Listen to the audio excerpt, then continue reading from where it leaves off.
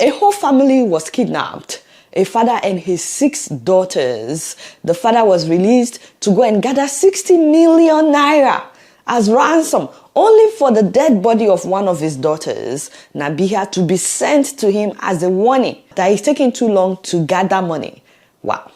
The Al-Qadria family, just one of 3 families, by the way, that were kidnapped in Buhari this January, just this January. This is happening at the Federal Capital Territory, Abuja. It's heartbreaking enough that too many people have been victims of these bandits because of the I don't care attitude of our government. I mean, everybody is talking about the death of Nabia on Twitter, on social media, and the president didn't even see that as another reason to identify with the people in our sorrow. What am I even talking about? More than 300 people were killed in Plateau State last month on Christmas Eve.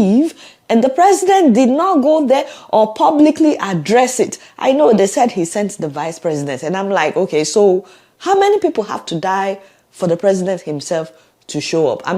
I guess 300 is not enough. I mean, the man has time to show up for Femi Adesina's book launching.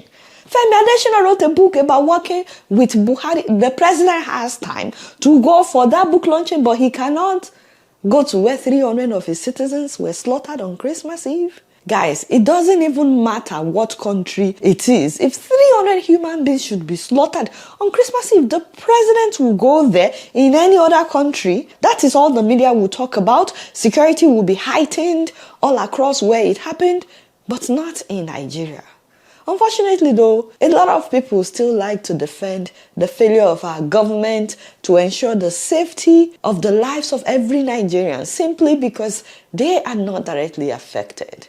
However, if you think that Plateau is far, let me tell you, it is gradually moving closer. A few years ago, if anyone had said, oh, this could happen in Abuja, I would say no. And I would think that Minister Viko would be concerned about issues like this. Instead, the man is busy with Rivers politics.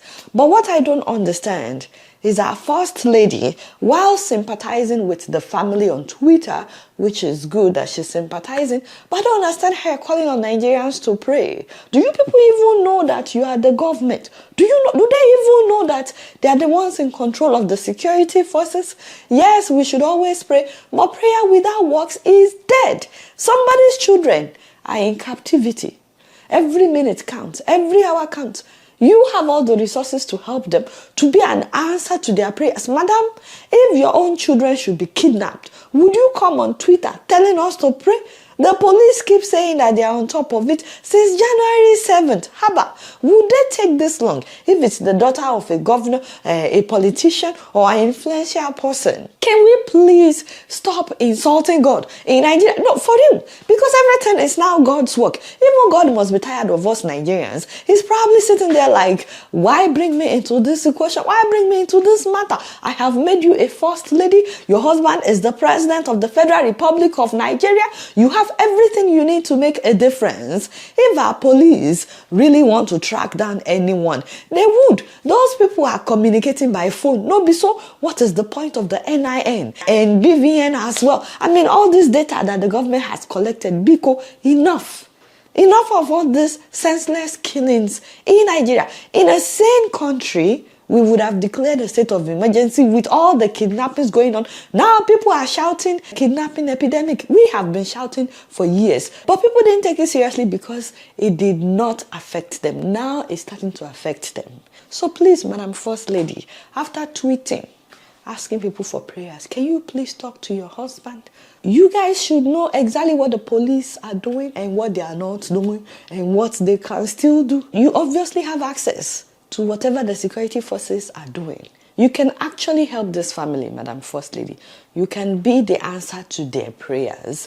We don't need more prayers. What we need is action.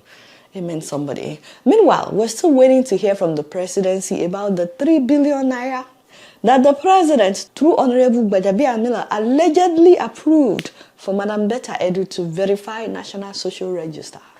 For now, Mr. Bayo Ononuga, the special advisor to the president on information and strategy, has said that we should be patient. So we are being patient. We're waiting to know if truly President Tinubu approved taking 3 billion naira from the COVID palliative fund. Wait, So there's still billions left from the money that Buhari was supposed to use to feed people during COVID lockdown. La ilaha illallah. Why are people so wicked?